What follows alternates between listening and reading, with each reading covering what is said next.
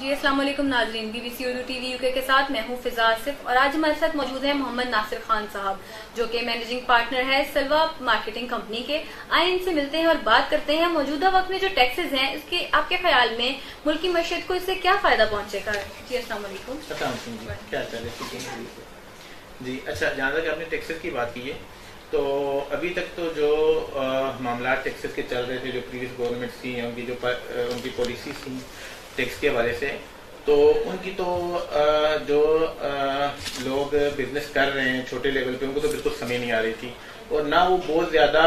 اس میں انٹرسٹ لیتے تھے۔ کوشش یہ کرتے تھے کہ ہم ٹیکس والے معاملے کی طرف نہ جائیں۔ ابھی ہمیں امید ہے کہ جو نئی گورنمنٹ آ رہی ہے، اس میں جو یہ ٹیکس ریفارم کر رہے ہیں، اس میں یہ ٹیکس کو آسان کرنے کی یا ٹیکس اصلاحات کی جو بات کر رہے ہیں، تو اس سے میرے خیال سے جو لوگ بزنس میں ابھی نئے آئے ہیں، یا جو جن کا بزنس بڑے لیول پہ نہیں ہے، یا وہ ابھی کارپوریٹ لیول پہ بزنس نہیں کر رہے، لیکن ان کے بزنس کا ورکنگ کافی بڑا ہوتا ہے، تو اس میں آسانیاں آئیں گی اور لوگ یہ جو ٹیکس نیٹ اس میں زیادہ شامل ہوں گے۔ جی، اور کیا موجودہ حکومت کی دی پالیسیز پہ آپ مطمئن ہیں؟ دیکھیں، ابھی تو اس گورنمنٹ کو آئے ہوئے 7-8 ماہ ہوئے ہیں، لیکن مجھے امید ہے انشاءاللہ کہ جس طرح اس سے پہلے 1-2 لوگ میرے پاس آئے ہیں، انہوں نے ٹیکس کے حوالے سے جو میرے ساتھ بات چیت کی ہے، یا جتنا مائکرو لیول پہ وہ اس سارے ہمارے پرابلم کو ڈسکس کر رہے ہیں، ہیلتھ کے حوالے سے بھی میں نے دیکھے کہ جو فوڈ آئٹم ہیں یا FMCGs ہیں، ان کے حوالے سے جس طریقے سے انہوں نے ہمارے ساتھ گفتگو کی اور اس میں وہ ریفارم کرنا چاہ رہے ہیں، تو آئی ایم ہوپ فل کہ with the passage of time, اگر ہم اس گورنمنٹ کو تھوڑا سا ٹائم دیں تو فرسٹ ٹائم ہمیں کوئی سیریس نظر آ رہا ہے کہ وہ یہ جو ٹیکس والا معاملہ ہے، ٹیکس کلیکشن ہے، یا عوام کے مسائل ہیں، یا بزنس کمیونٹی کے مسائل ہیں، ان کو وہ ایڈریس کرنے جا رہے ہیں۔ اور آخر ہمارے سرمایہ کار جو ہیں وہ اپنا ملک چھوڑ کر دوسرے ممالک میں جا کے سرمایہ کاری کو کیوں زیادہ ترجیح دیتے ہیں؟ اچھا، اس میں سب سے امپورٹنٹ بات جو ہے وہ یہی ہے کہ ہمارے ملک کے اندر جو ٹیکس کا موجودہ سسٹم ہے وہ اتنا خراب ہے، یا وہ اتنا کرپٹ ہے کہ جو لوگ پوری ایمانداری سے ٹیکس دینا چاہ بھی رہے ہیں، ان کے رستے میں بہت زیادہ ہرڈلز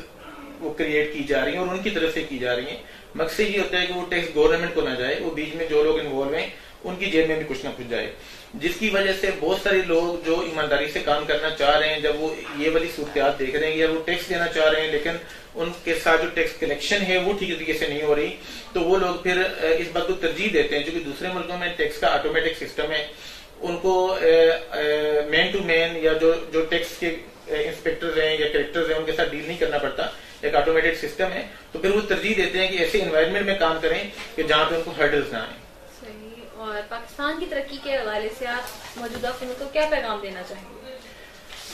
میں یہ پیغام دینا چاہوں گا کہ جس حد تک ہو سکتا ہے پاکستان کے جو بزنس سے انوالو جو بھی لوگ ہوں، ایون کہ اگر میں یہ کہوں کہ اگر ایک